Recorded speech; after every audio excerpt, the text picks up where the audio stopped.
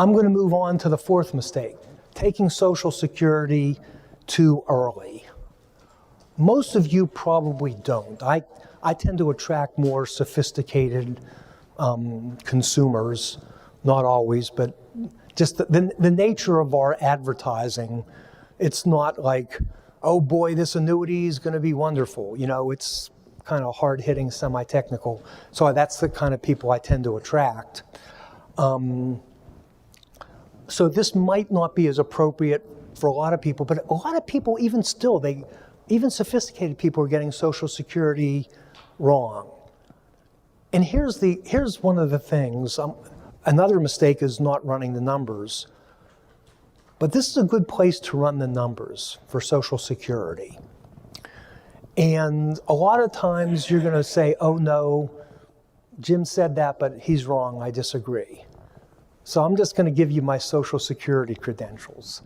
I've written 2 books on Social Security, all right?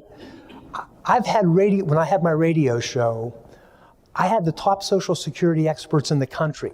Larry Kotlikov wrote his book, I think it's called Get What's Yours. That sold more books than anybody. Larry's an economist, he's a genius. He knows this, he was on there. Jane Bryan Quinn was on there. Jonathan Clemens, he was unbelievable, smart guy. Mary Beth Franklin, she teaches this to financial advisors. Elaine Floyd, that was her area of expertise. Many others, every one of them agrees with what I'm about to tell you. Okay? So I'm going to pick on you, Joe, for a minute. You want to take your Social Security at 62, or do you want to wait till 70? 70. All right. So let's see. All right, we're going to have the other Joe take it at 62. All right. So guess what? He's getting money right now. Now, to compare apples and apples, we're not going to have him spend the money. We're going to have him invest it. And since Social Security is guaranteed, we're not going to have him invest at 10%. We're going to have him invest at 4%. All right? So guess what? He has more money than you for a long time. But to oversimplify, you're getting an 8% raise for every year you wait. So yours is growing faster than his is. So the break-even point is age 82. So if you live longer than age 82, it ended up being a great decision. All right? Anyway, I was doing a radio show with Larry Kotlikov, and I kind of more or less pointed this out. And he says, no, this is all wrong. Well, what's wrong with it? Should I have used 5%? Should I have used 3%? He said, no. He said, quit thinking like an actuary, start thinking like an economist. What you fear is running out of money when you're old. That's a legitimate fear. If you die young, you're dead. Dead people don't have financial problems. He's right. So what you do, it's kind of, and by the way, if you compare that to getting life insurance, this is a way better deal than any life insurance policy that you could find. That's what this is. This is an income protection life insurance policy.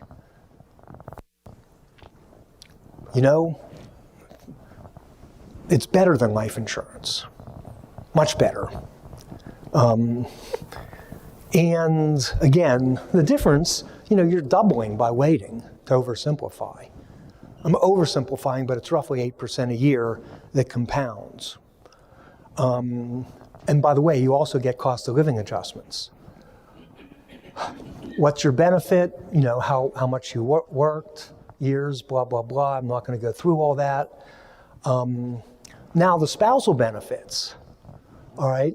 Let's say that John would get $2,000 a month when he is at full retirement age. Let's say that his wife is getting $800 a month. If she waits till full retirement age, which is either 66 or 67, she can get half of his. So that's a benefit that they could have when they're both kicking.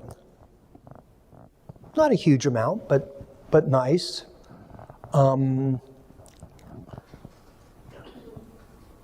By the way, you also, if you married for 10 years, oh wait, no, I'm doing this out of order. Hang on a second. All right, the death benefit is much more significant. Husband, 4,000, wife, 1,200. One of them dies, it doesn't matter who. Subject to exception, the survivor now gets $4,000. And by the way, I have a chapter in the book called Get Married for the Money. And this is one of the reasons. Because you're protecting your spouse. So I picked on Joe, but I have to tell you something about Joe. Joe's a rascal. When he was 20 years old, he met a woman and they got married. He made her life absolute misery. She hung in there for 10 years, and that was it. But Joe couldn't stand being alone, so he found somebody else, married her. That went on for 10 more years. She couldn't stand it. She divorced him. Then when he was 40, did the same thing. Divorced his wife, got another one. 50, same thing. 60, same thing. 70, same thing, all right? But to afford all the alimony, he had to keep working. And he had a really good earnings record, all right? Well, guess what? All of them are entitled to a spousal benefit while they are alive. When Joe dies, let's assume that they're all in this position, they can all get $4,000 a month. Every single one of them.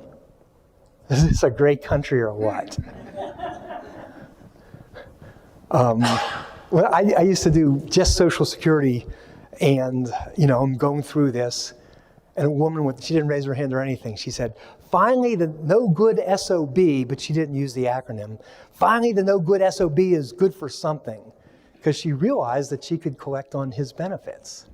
And he's not even notified, by the way. So you're not only helping yourself and your spouse, but you're helping all your ex-spouses. In Joe's case, there's 5 of them.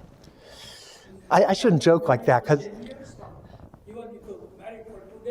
no, you have to be married for 10 years. That's why I had him divorce at 20, 30, 40, 50, 60.